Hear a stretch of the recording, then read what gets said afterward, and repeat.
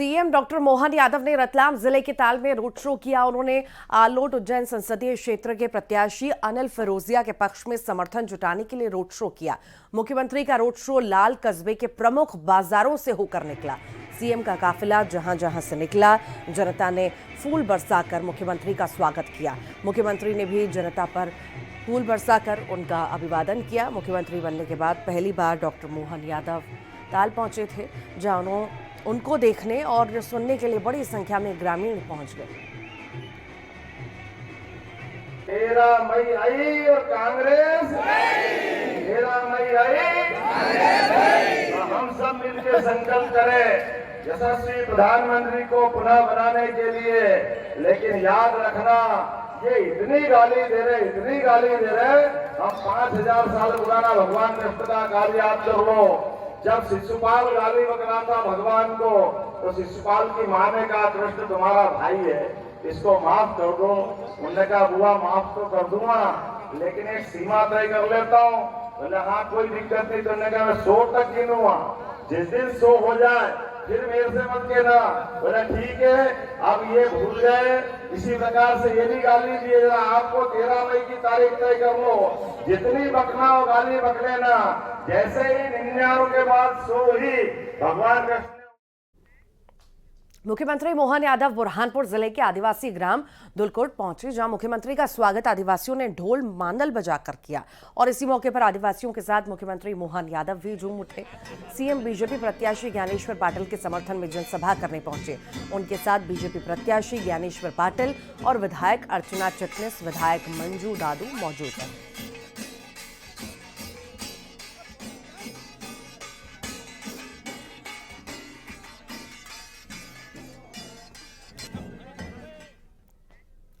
बुरहानपुर के धूलकोट में CM doctor Mohan Yadav ने जनसभा की और इस दौरान उन्होंने कांग्रेस पर करारा हमला बोला और झूठा करार दिया। सुश्री मंजू दादू जी बुरहानपुर की हमारी लोकप्रिय विधायक और नेपानगर की पूर्व विधायक आदरणीय अर्चना न राम को माने, न हनुमान को माने, न सनातन संस्कृति को माने, ये सबकी बुराई करते और कहने के लिए झूठ कितना बोलते।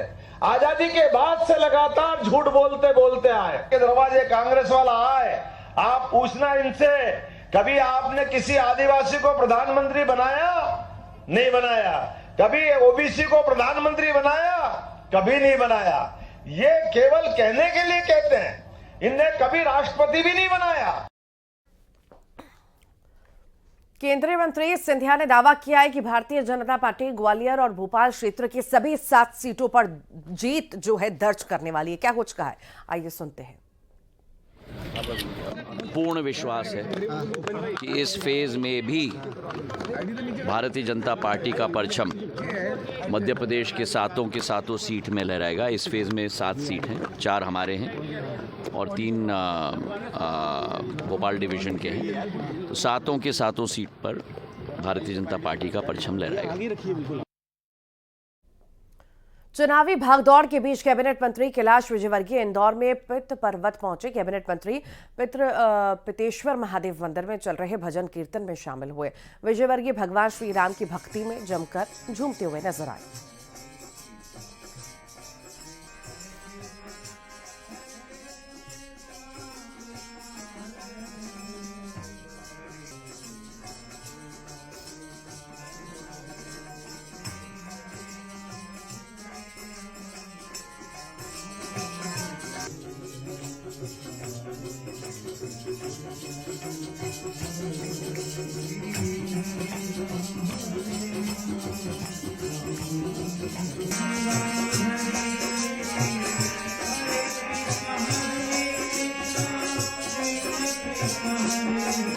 कांग्रेस छोड़ने वाली राधिका खेड़ा का आरोप है कि रायपुर में बदसलूकी के बाद उन्होंने भूपेश बघेल से लेकर सचिन पायलट तक शिकायत की, लेकिन कहीं उनकी कोई सुनवाई नहीं हुई।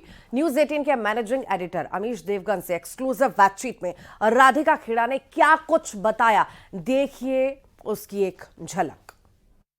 कोई भी कुछ भी बात हुई हो, लेकिन और आप चिल्ला रही हैं, आप रो रही हैं कांग्रेस दफ्तर के अंदर, कोई नहीं आया। किसी ने बाहर से, इतना स्टाफ था जो कांग्रेस का स्टाफ है, उस आदमी का नहीं, किसी ने दरवाजा खोलने की कोशिश नहीं करी। सोचिए एक महिला अंदर, 2 मुस्लिम लड़कों की भी बात आई। वो बाद में हुआ, पहले ये सब हो गया, फिर मैं भागती हुई नीचे गई महामंत्री के कमरे में।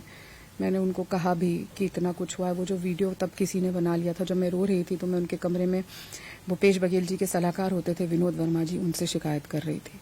मैंने सचिन पायलट जी को कॉल किया, मैंने भूपेश बघेल जी को कॉल किया, पवन जी को किया, जयराम जी को किया, सबको कॉल किया। और सचिन पायलट जी द्वारा मुझे चुप रहने को कह दिया गया। बोले चुप रहो, इस बात पे कुछ। देखिए, सचिन पायलट जी कभी फोन नहीं उठाते हैं, वो खुद बतौर प्रभारी कभी आते भी नहीं है। ये शायद 3-4 दिन जो रुके, वो जब से प्रभारी बने उनका लॉन्गेस्ट स्टे था। उनके वो आते हैं पीए, वही सबसे मीटिंग करते हैं जैसे कि वो स्वयं प्रभारी हैं। और कोई भी अगर बात करनी है पायलट जी से तो आपको उनसे करनी पड़ती है। जो एक जिसे कहते हैं ना, जो हमारे शीर्ष नेतृत्व करते हैं वही उसका पालन वो करे। जैसे राहुल जी, प्रियंका जी से आप बात नहीं कर सकते, आपको पीए से बात करनी है, वैसे ही सचिन जी से आप बात नहीं कर सकते। राधिका खेड़ा की न्यूज 18 के मैनेजिंग एडिटर अमीश देवगन के साथ पूरा एक्सक्लूसिव इंटरव्यू देखिए रात 8:25 पर।